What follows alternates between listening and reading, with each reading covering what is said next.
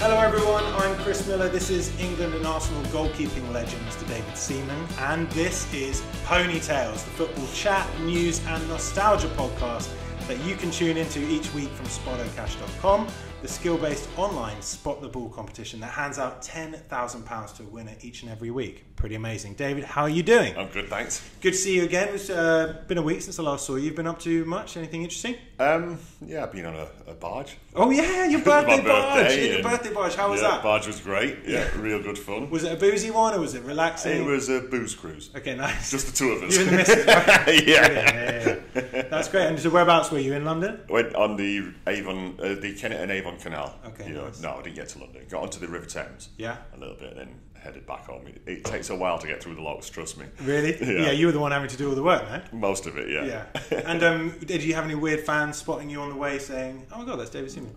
Yeah, fair few. You have to take but some not too selfies? bad. No. Just stay on the boat. Yeah. Sorry, can't stop.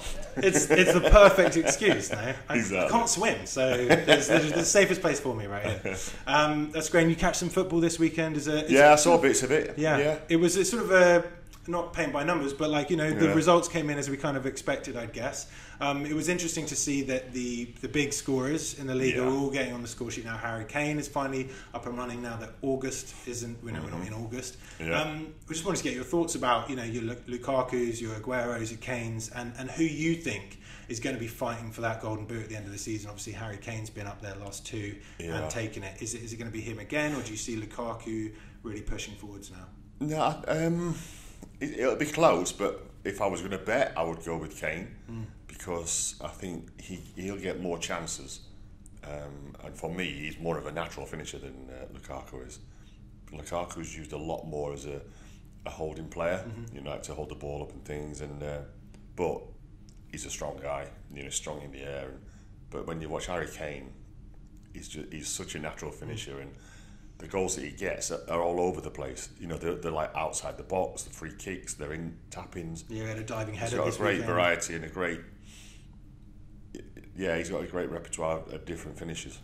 And for Aguero, this is, he's in a Man City team which just set a record for scoring 5 goals consecutively in the top division for, I think it's the first time ever that's happened. Is he, if City continue to smash teams like that, they might not get all the wins, but when they smash a lower down the table team, and he's getting on the score sheet a couple of times or a hat trick, he could be well up there. Yeah, because and he's also really close to breaking the City goal record. Yeah. But the only thing that I think about with Aguero is that will he be playing all the time? It's at the moment he's on form. But I know that Guardiola does like to chop and change his forward line. He's not afraid to drop, or not drop. He's not afraid to rotate Aguero. Yeah, exactly. But like when you look at Lukaku and Kane, they're always in. Yeah. So that's why I go that side. But he's a box finisher. A lot different to Harry Kane. All his goals are nearly always in the penalty area. So he's fantastic. He's so quick. When you see the size of his thighs, you know why he's so quick. Yeah. He's a quality player, and the sooner that he does break that record, the better. But still for me, Kane's the man. Absolutely. Well, look, we all hope that obviously these players will stay fit throughout the season, so we can see them smashing in some goals. I'm sure some of the lower league teams will probably be pretty scared to see them fit and healthy there.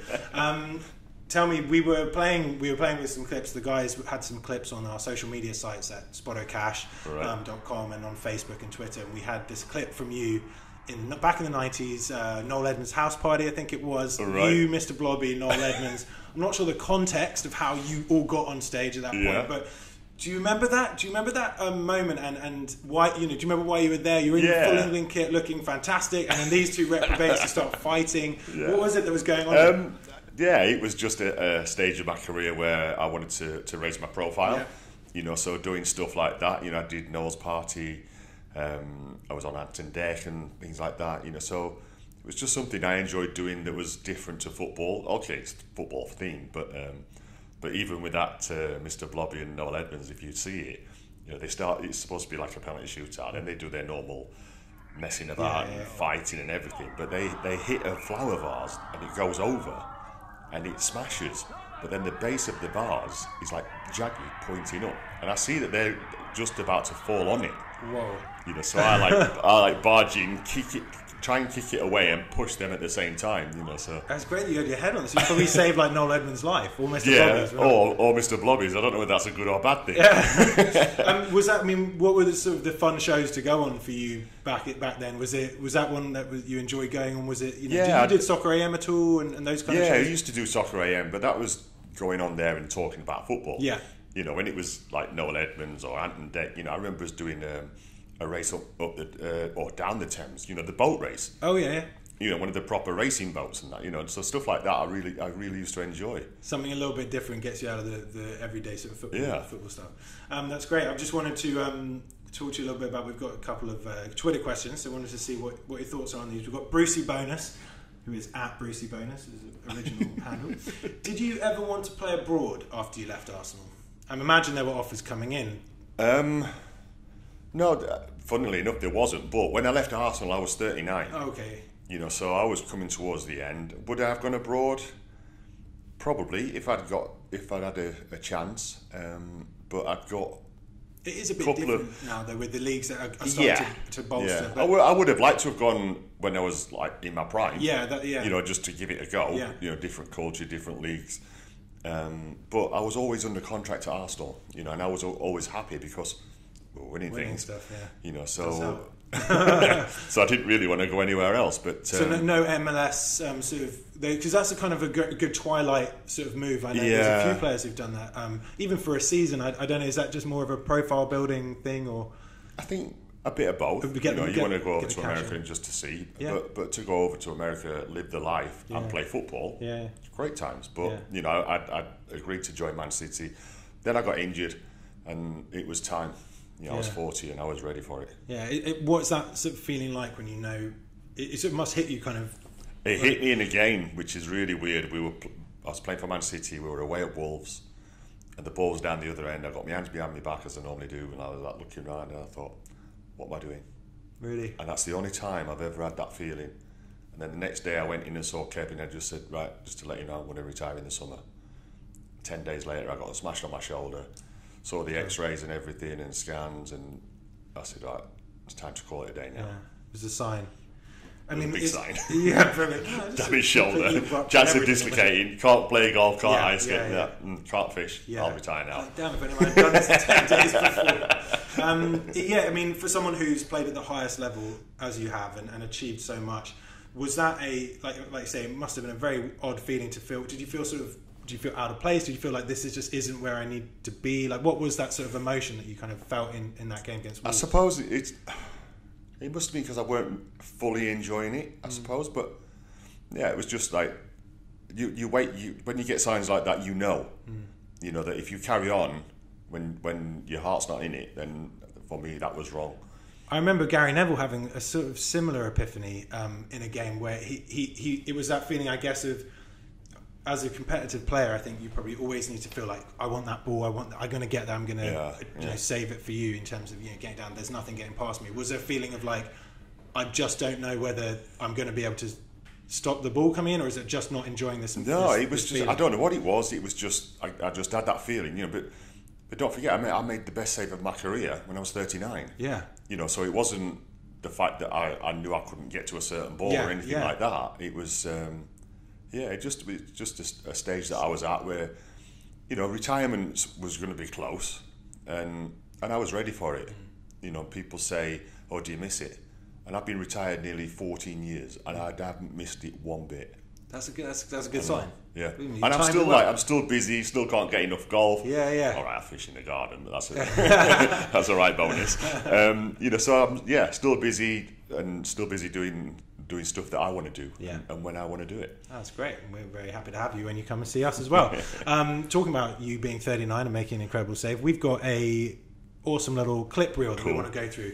We're going to call it the good, the bad, the funny and the great, because that's a nice, I've just made that up. But so we've got 4 clips here. We just want you to talk us through. These are big moments in your career, moments people remember for different reasons. Just start us off by... I certainly remember this first one. Set us up on this first one then. So what have we got? What was this? Got the Lee Dixon own goal against Coventry, which, I'm looking at it now, and there he goes, bye. What was he thinking about? So what was the moment here? Like, obviously it's back in '91. I think had the back pass rule recently been, you know? No, I think he was still on then. You know, so he was just trying to waste time and, you know, just pass it back to me and then. Hang on, so it wasn't a case. It wasn't a case that he'd gone for you somebody to catch. No, he was just passing it back. You know, but why he chipped it like that, I don't. Well, it's probably because I know his club foot. And yeah, we were talking about this the other week, and he says it just flew off my foot. He says I just like went to swing it, and because I was so relaxed, he said I got perfect timing on it, and he always claims that he started getting lobbing Seaman and all that sort of stuff. But yeah, it's a good job he's my best mate. I'd have punched him. Well, I mean, at least it goes down as a Lee Dixon own goal. It doesn't go down as anything else. I mean, it's not your mistake. No, exactly. But you can kind of see him turning away, just sort of being like, "Please don't go." Do you know what I mean? Like, he knew I was in trouble because even if you watch that, I get a decent jump on it and I'm nowhere near it. And this was the because were you tempted to go to just try and palm it over? I was just trying to get something on it. Yeah, and I knew that it was too much. And this was the first opening few seconds of the game as well, was it? Yeah, first couple of minutes, I think. Yeah. So quickest I home went goal. on to lose the game. Oh, you lost it as well. Yeah. I'm sure he'll take that one to the grave. Yeah. Sure, Lee's had a few own goals against me. Oh yeah. Yeah, he had a great header at Ipswich. He had another one where he was trying to clear it at Millwall, I think, at a corner, near post, bang, straight in. So I think he's got a hat-trick. Yeah, you two have a great partnership. Yeah. A great squad partnership. You won't believe we used to room together as well, really? So we'll go on to the next clip. Oh, here we are. This is better. Yeah. Here we go. So this is a great clip here. This was your Sheffield United save? 39 years old. There you go, 39 years old. Still. Yeah. So he comes in there and then he ping-pongs about a bit. And then, I knew... And thank God Jagiel could put that over the bar, otherwise my save doesn't get remembered. Yeah, exactly. Well, tell me, as it comes in, it sort of like, say, it ping-pongs about a little bit. Yeah. As you know, your mind's still obviously ready to go. As a keeper, it must be quite difficult to not go on the first. Yeah, because you could have made a jump at some point and just been on the floor. Because what I do is, if you look, so every time where a player meets the ball, I'm in a set position to save it if that's on target. Mm-hmm. So that's why I have to move side to side. And then when the ball goes to Pesquiscalido, he gets sort of a header shoulder on it. It's not a clean header, which then gives me the chance to dive back, but I still like to dive back and not just palm it. I had to hook it out because if it was just right on the line. It would have just gone straight in. Yeah, because I was diving backwards. You couldn't use any of the momentum. You actually had to generate your own. I had to, just first of all make sure it stops, and then scoop it out, and it was. Yeah, good moment. Do you remember that? So I can imagine sort of a slow motion kind of feeling when you're in the air. Do you remember sort of going, I'm gonna get it? Or was it all just automatic? Just happens, Absolutely like so quick. And then what makes me laugh though is my face afterwards. I've got a proper serious face on, and I've just made a great save. I should be running around with my arms up, shouldn't I? Yeah, exactly. Well, it's probably because I remember you saying once that that you weren't playing well in the game. No. The team was not doing. We were well. only 1-0 up at the time, and I think the game finished at 1-0. So we weren't doing well. Very important save. And did you go on to win the FA Cup that year? Yeah. And I was captain. Oh yeah. And I raised it, but it was my last game for Arsenal. Oh well. But I didn't know at the time. I don't mean to kill the mood, but go on to the next bit because there's as any goalkeeper can attest to, they have great moments in their career, and inevitably there's moments which they want to forget because that is what being a goalkeeper is all about. Talk me through where we were on this. Right, night. Can we just get one thing sorted straight away? It's not the halfway line. So there it is. Well, you Tottenham fans, Chris. Are there songs? It's near it though. Yeah. There's quite a few songs. Yeah. But this is the last minute of extra time in a European Cup final. I mean, it was last kick of the ball. And what I'm doing that I did hundreds of times was trying to play high as a keeper sweeper.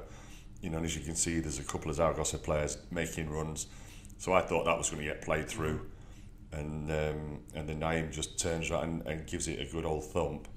And to be fair to him, he meant that. Yeah. And as soon as he hits it so high and it's swerving that I get my feet mixed up, and then I've got nothing. When I get to the ball, I haven't got any strength. I talked about the strength hooking the ball back before. When I actually because I get my hand on the ball, but because I'm moving backwards, I find it really hard to get anything out. So. I mean, it's one of those things. It could have gone absolutely anywhere, but like you say, it swerves around. Was it at Wembley that game? No, it was in Paris. In Paris, and he's swirling in the winds. I imagine. No, he was just he meant it, you know. So, but he wouldn't do that. No. You know, once in 50 times or 100 times. Yeah. You know, but it happened, and it's one of them. I'll play it. God. Probably, There he goes. Look, see, I'm running backwards, and it swerves. And do you know what? What I remember about that as well is, you know where the net is? It looks as though it goes into the ground. It was like on a steel post, and I remember like smacking my elbow on the post, as well as a bloody goal. and it was so close to the end of the game as well that it was last. We restarted and the whistle went. Yeah, you know, so it's one of the two moments in my career that I'll get well remembered for. Well, more so that you just want to forget. I'm sure you won't be remembered for those at all. You know, even you know, all the Tottenham fans, they obviously they've got this song about a halfway line. I don't know anything. They brought out a fanzine thing called "One Flew Over Seaman's Head." Is that like a children's book or something? Yes. So they had quite a lot of fun with that, because obviously Naeem used to play for Tottenham. Well. Anyway, let's go to the next one, Chris. Number 4 here. You go in slow motion. You get that. Sorry, we did. We drew that one out. This is a great one. This is one that we can all get behind, no matter what club you support. This is the England versus Scotland Euro '96 penalty save against Gary McAllister. Yeah, that my good friend Tony Adams, who we just had Sunday lunch with, he given the penalty away, and let's see, look at that hair, good curtains. So we all know that Yuri Geller actually saved this penalty. Yeah, he apparently. Yeah, well, to be fair though, the ball did start oscillating. You know, it was moving just a little bit, and Gary was a really good penalty taker. Yeah, he was. Taking penalties against me, I think, for Liverpool and Leeds. And he changed his sides, and that's how you know a good penalty taker, you know. So he would change sides, you wouldn't know where he's going to go. Do you study these guys in the lead up, or is it almost a little bit? Start to do that at the end, but I had this theory that I always use, where whatever angle they approach the ball at dictated to me which way I was going to go. And I use that all the time. Yeah. And I just waited for them to put their head down at the last minute when they look at the ball. And then I used to say I've got this secret theory and all that, so just to add the pressure on the penalty taker. And so tell me a little bit about the ball starts to move. Starts to move a little bit, but then Gary just runs, and I think that the fact that it did start to move is why he went for pace, right, rather than trying to place it. Yeah. And he hit it that hard, you know, that I couldn't move my hand to it quick enough, so I just stuck my elbow out. Yeah. You know, hoping. And was that your favourite penalty save? I think it was one of the most important ones. Yeah. But the one, against Spain was pretty decent, because that goes into the semi-final. Absolutely, and because this McAllister penalty was during the game. Yeah. What was the score at that point? Was it 0-0? We were 1-0. 1-0. Gascoigne's goal. Yeah. So I saved this. It goes out for a corner. Ball comes in. I think there's a foul, or I get the ball. Roll it out to somebody, they knock it to Gaza, like literally 2 minutes later. And 2-0. He steals all my glory. Yeah. But anyway, let's play this. Yeah, let's have it. Let's wallow in the glory of this one. Yeah. It's a good one. And, so Yuri's doing his stuff up in the helicopter or something.